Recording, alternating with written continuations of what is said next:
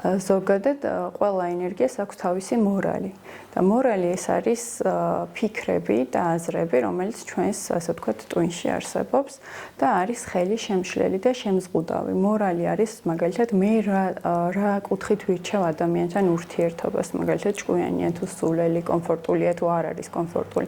არა მხოლოდ ადამიანს შესაძლებელია სამუშაო გარემოს და ასე შემდეგ.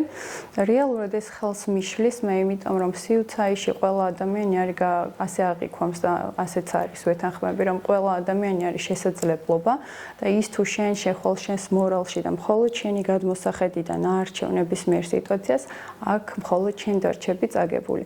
რეალურად მორალში მყოფი ადამიანების 80%, რომლებიც სხვას განსჯიან თავისი გადმოსახედიდან, ეს ადამიანები არ არიან ბედნიერი.